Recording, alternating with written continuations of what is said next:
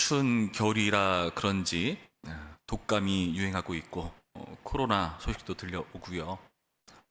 날씨가 추워지니까 길은 꽁꽁 얼어붙고 넘어지시는 분들, 다치시는 분들 이런 소식들을 많이 접합니다. 주보에 연약한 지체 이름이 가득 차 있어요. 거의 더 많아지면은 어떻게 늦기 곤란할 정도로 점점 많아지고 있는 환우들을 보면서 참으로 이 겨울이 빨리 지났으면 좋겠다 하는 생각을 가져봅니다. 몸이 아픈 당사자는 어떻겠습니까? 몸이 아프다는 것은 굉장히 힘든 일입니다. 몸이 아프면 마음도 아파지고요. 그러면서 모든 부분에 있어서 무기력해지고 괴로워지는 경험을 하지 않습니까? 차라리 이 몸이 건강하거나 아니면 어떨 때는 정말 이 고통이 너무나 극심해서 차라리 죽는 게 낫지 않나 하는 생각을 가질 정도로 힘들어하는 분이 계실지도 모르겠습니다. 여러분, 오늘 본문도 마찬가지입니다. 오늘 본문을 자세히 보시면 바울은 탄식하고 있어요. 어떤 탄식을 하고 있는가? 내가 몸에 거하고 있는 이 고통에 대해서 탄식을 하고 있습니다. 좀 우리가 오늘 본문을 볼 때 용어가 다소 막 혼란스럽고 복잡할 수가 있기 때문에 좀 정리하자면은 여러분 두 가지 이 표현을 좀 기억하시기 바랍니다. 따라해 볼까요? 몸 거함,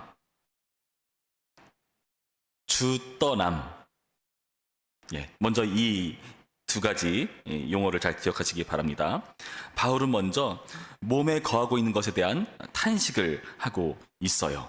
8절 말씀 보시면 이런 식으로까지 이야기합니다. 우리가 담대하여 원하는 바는 차라리 몸을 떠나 주와 함께 있는 그것이라. 몸을 떠나 주와 함께 있다는 것이 무슨 의미겠습니까? 우리가 대충 어림짐작해 본다면은 몸을 떠나 주와 함께 하는 것, 죽어서 천국 가는 것, 쉽게는 이렇게 생각할 수 있을 겁니다. 이것을 보다 자세하게 어떻게 설명하고 있는가? 왜 그렇게 몸을 떠나고 죽게 거하고 싶어 하는가? 밝혀주는 말씀 2절부터 볼까요? 2절에 이렇게 되어 있습니다. 참으로 우리가 여기 있어 탄식하며 하늘로부터 오는 우리 처소로 덧입기를 간절히 사모하노라. 이렇게 입음은 우리가 벗은 자들로 발견되지 않으려 함이라. 지금 바울이 원하는 건 뭘까요? 자세히 보시면은 나는 덧입기를 원한다. 그러면서 벗기를 원하지 않는다 말을 하고 있죠. 동일한 표현을 자전에서 또 반복합니다. 4절 참으로 이 장막에 있는 우리가 짐진 것 같이 탄식하는 것은 벗고자 함이 아니요 오히려 덧입고자 함이니. 그러니까 벗기가 아니라 덧입기를 원한다는 거예요. 도대체 무엇을 덧입는다는 것인가? 4절 뒷부분 뭐라 되어 있습니까? 죽을 것이 생명에 삼킨 바 되게 하려 함이라. 여러분, 죽을 것이 생명에 삼킨 바 된다. 이게 무슨 의미인가 하면은 사도 바울이 그 전에 고린도전서 15장 53절에서 54절까지의 표현을 보면은 동일한 표현을 쓰면서 무엇을 말하는가? 바로 부활체를 묘사할 때 씁니다. 부활체. 부활한 몸을 묘사할 때 여기 나타난 죽을 것이 생명에 삼킨 바 된다라는 비슷한 표현을 하고 있어요. 그러니까 사도 바울이 지금 이 주를 떠나서 여기 이렇게 몸에 거하고 있는 것을 탄식하는 이유는 이 몸을 떠나 주님께 거하는 것, 궁극적으로 부활체를 입는 것을 소원하기 때문인 것을 알 수 있습니다. 여러분, 왜 부활체를 사모할까요? 죽을 것이 생명에 삼킨 바 되기 때문에. 보다 엄밀하게 좀 더 자세하게 무슨 의미인가? 1절 말씀 볼까요? 1절 말씀, 우리 1절 말씀 한 목소리로 있습니다. 시작. 만일 땅에 있는 우리의 장막집이 무너지면 하나님께서 지으신 집 곧 손으로 지은 것이 아니요 하늘에 있는 영원한 집이 우리에게 있는 줄 아느니라. 이 장막집이란 표현이 이해되십니까? 이 장막집이라는 것은 땅에 있는 우리의 장막집이다. 땅에 있는 거예요. 그리고 장막이라는 것은 일시적인 겁니다. 또 언젠가 거둬야 돼요. 이동할 때마다요.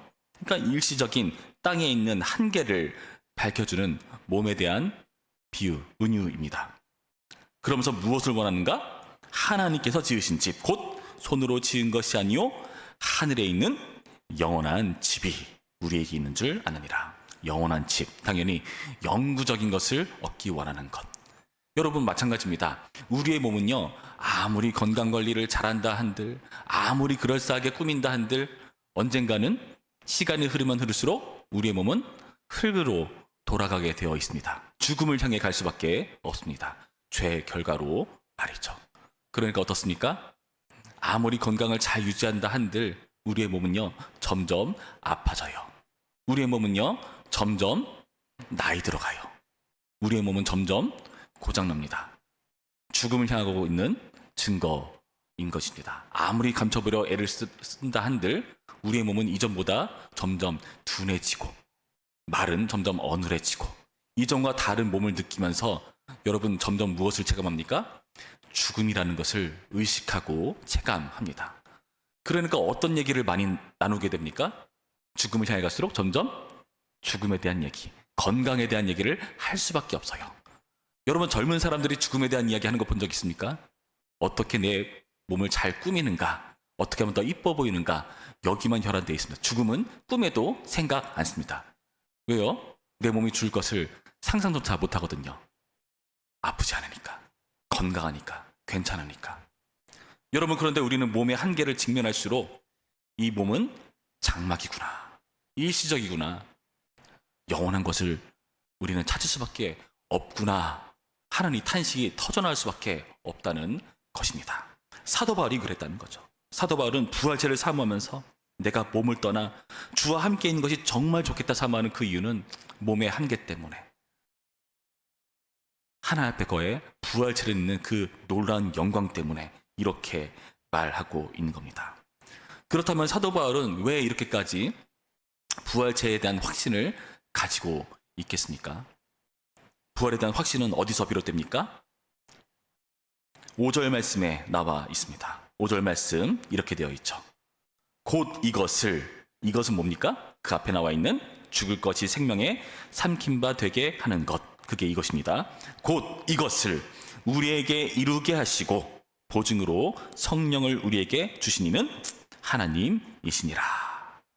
여러분 이 부활체, 죽을 것을 생명에 삼킨 바 되게 하시는 일을 누가 이루신다고요? 하나님께서 이루십니다. 단순히 이것이 의심하는 사람이 있을까 봐 어떻게 하십니까? 보증을 주세요. 성령이라는 보증을 주십니다. 그러니까 하나님께서요, 이행자가 되시고 성령께서 보증자가 되셔서 이런 놀라운 일을 이루시겠다 말씀하십니다. 보증이라는 것은 여기 나타난 원문의 표현에 의하면 미리 값의 일부를 지불하는 걸 말해요. 그러니까 성령께서 우리 가운데 오셔가지고 이 믿음과 확신을 심어 주십니다. 여러분 그래서요, 믿는 사람과 믿지 않는 사람의 죽음이 다른 것 아시죠? 믿지 않는 사람의 죽음은요, 죽음에 대한 공포로, 그 죽음은 실패와 절망으로 그치고 맙니다. 그러나 믿는 사람의 죽음은요, 물론 죽음이라는 것을 처음 맞닥뜨릴 때에 당혹함과 고통과 괴로움과 공포가 있겠지만 극복해 나아갑니다. 그리고 그때 점점 정말 신앙의 아주 기본적인 근본적인 것을 생각하게 되어 있어요. 죽어서 천국 가는 것, 죽어서 아버지 하나님 앞에 서는 것, 아주 기본적인 신앙으로 돌아갑니다. 여기에 복음에 대한 의미와 그 성과와 그 기대, 여기에 우리의 신앙의 근본적인 부분들이 다 드러난 것이 아닌가. 사도 바울은요, 이 이행자이신 하나님, 보증자이신 성령님에 대한 믿음이 있습니다. 성령께서 오셨으니까 이 믿음이 생긴 거죠. 여러분 그래서 이 이루시는 하나님 때문에 이 부활체에 대한 소망을 갖고 있는 겁니다. 여기 있는 저와 여러분도 마찬가지인 줄로 믿습니다. 죽음은 괴롭고 힘들지만 많은 사람들을 슬프게 하기도 하지만 그래도 궁극적으로 우리는 죽음 이후에 영원한 삶이 있다는 것을 믿는 사람들입니다. 그래서 우리는 하나님께 대한 믿음으로, 보혜사 성령께서 우리 가운데 심어주신 믿음으로 이것을, 이 부활이라는 일시적인 장막이 아니라 영원한 집을 믿음으로 취할 수가 있는 것입니다. 그런데 문제는 뭡니까? 우리가 이 믿음이 있는다 할지라도 하나님께서 오셔서 저희를 바로 데려가는 것이 아니잖아요. 예수님 믿고 힘든 신앙생활을 해나가는 것이 아니라 바로 하나님께서 샥 데려가시면 얼마나 좋습니까? 우리가 에녹을 부르는 이유죠. 우리가 하나님께서 우리를 바로 데려가 버리신다면 참 좋을 텐데 그렇지가 않습니다. 우리는 이 세상을 살아갑니다. 바울도 마찬가지였습니다. 바울도요, 그 지식이 있었습니다. 6절 말씀 볼까요? 6절 말씀 바울은 이렇게 말하고 있습니다. 그러므로 우리가 항상 담대하여 몸으로 있을 때에는 주와 따로 있는 줄을 아노니. 자, 이거는 뭐죠? 몸 거함, 주 떠남입니다. 지금은요, 주를 떠나서 몸에 거해 있는 상태라는 것을 안다 말해요. 바울은 이 지식이 있어요. 하나님께 가는 게 제일 좋은데, 그러니까 몸을 떠나서 주께 거하는 게 정말 좋은데 어떤 지식이 있다고요? 지금은 주를 떠나 몸에 거해 있는 것을 나도 알고 있다. 이것을 의식하고 있다. 이것을 외면할 수 없다 밝힙니다. 그래서 우리에게 요구되는 게 무엇입니까? 몸을 거하는 자, 주를 떠나 몸을 거하는 지금 현재를 살아가는 몸뚱이를 가지고 지금 이 살아가는 사람으로서의 자세를 우리는 확인해야 됩니다. 그 자세는 무엇일까요? 사도 바울의 자세는요, 부활을 확신한 자의 삶을 이야기합니다. 7절 말씀 이렇게 되어 있습니다. 이는 우리가 믿음으로 행하고 보는 것으로 행하지 아니함이로라. 여러분, 몸에 거할 때 어떻게 살아야 된다고요? 믿음으로 행하고 보는 것으로 행하지 않는다. 보는 것, 시선이죠. 그러니까 시선이 아니라 신앙으로 살아가는 겁니다. 여러분, 이렇게 살아가는 행동이 우리 가운데 필요하다고 밝혀주고 있습니다. 여러분, 우리는 어쩔 수 없이 몸을 가지고 살아가지만 이 몸을 가지고 살아가는데 가장 중요한 것은 시선으로 사는 것이 아니라 시야를 가지고 하는 것이 아니라 신앙을 가지고 믿음을 가지고 행동하는 것이 너무나 중요하다. 사도 바울은 이 몸으로서의 신앙의 삶을 외면하지 않고 있다는 사실을 믿으시기 바랍니다. 하나님께서 우리를 바로 데려가시지 않는 이유, 하나님께서 우리의 남아있는 생애 가운데 우리를 통해서 오직 나만을 통해서 하시고자 하시는 일이 있기 때문이에요. 여러분, 그러니까 절망 가운데 있거나 낙심해 있거나 이번 생엔 글렀어, 틀렸어 좌절하지 마시길 바래요. 여러분, 몸뚱이를 가지고 지금 이 현세를 살아가고 계십니다. 이 생을 살아가고 계세요. 하나님께서요, 지금 여러분의 남아있는 시간을 통해서 여러분만을 통해서 하시려는 일이 있기 때문에 우리가 이 땅을 살아가는 소명을 가지고 사명을 가지고 있는 것입니다. 그래서 이때 우리가 해야 되는 행동은 그런 하나님께 대한 신앙을 가지고 행동하는 것입니다. 우리를 부활시키시는 하나님께 대한 신앙을 가지고 사는 것입니다. 이것이 없다면 우리는 나머지 생애를 낭비해버리고 말 겁니다. 여러분, 부디 남아있는 생애를 낭비하지 마시고요. 1분 1초라도 의미 있게 쓰시기 바랍니다. 신앙으로 행동하는 것. 그래서 사도 바울은 결국은 이렇게 말합니다. 9절 말씀, 그런즉 우리는 몸으로 있든지 떠나든지 몸 거함, 몸 떠남 그 어떤 것이든 상관없이 주를 기쁘시게 하는 자가 되기를 힘쓰노라. 몸에 거했을 때의 삶이 무의미하지 않다고 밝혀주는 말씀입니다. 10절 말씀이죠. 이는 우리가 다 반드시 그리스도의 심판대 앞에 나타나게 되어 각각 선악간에 그 몸으로 행한 것을 따라 받으려 함이라. 여러분, 심판대 앞에 쓴다고 사도 바울은 밝혀줘요. 그때 어떻게 된다고요? 선악간에 몸으로 행한 것을 따라 받으려 함이라. 여러분, 몸 거함의 삶이 의미 없지가 않습니다. 하나님께서 그 심판대 앞에서 그 몸으로 행한 것을 따라 받게 해주신다. 여러분의 고통과 슬픔 그때 다 보상받을 겁니다. 그때 다 하나님께서 이해해 주실 겁니다. 알아주실 거예요. 지금 몸뚱이 가지고 살아가는 이 현실에서는 아무도 알아주지 않아 피곤해 힘들어 하나님께서 헤아리고 계십니다. 주님 앞에 서는 그날에 하나님의 칭찬을 기대하시기 바랍니다. 그 앞에 섰을 때 우리는요, 그 모든 의미가 이해될 것입니다. 하나님께서 나를 바로 데려가지 않으신 이유, 그때 나를 바로 거두지 않고 살려두시고 남은 생애를 살아가게 하신 이유, 그때 몸이 아프고 힘들어서 빨리 주님께로 가고 싶었지만 하나님께서 그럼에도 불구하고 그 불편한 몸뚱이를 가지고 힘들게 어눌하게 비틀거리면서 살아가게 하신 이유, 그때다 여러분 이해가 되실 겁니다. 아직은 모르겠지만요. 여러분 그 이해를 가지고 살아갑니다. 여러분, 그래서 우리는 이러한 때 이런 바울을 본받아, 더 나아가 이러한 삶을 사신 예수 그리스도를 본받아 이 생을 살아가야 됩니다. 예수님께서요, 하나님께서요, 몸 거함을 선택하셨어요. 몸 거에서 어떻게 하셨죠? 굉장한 큰 고통을 감수하셨습니다. 그 몸의 고통이 무의미했습니까? 아니요. 예수 그리스도의 손과 발의 못자국, 옆구리의 상처는 지금도 영광스럽게 빛이 납니다. 우리는 그 영광 보고 예수 그리스도를 높여드리고 찬양할 것입니다. 무의미하지 않다니까요.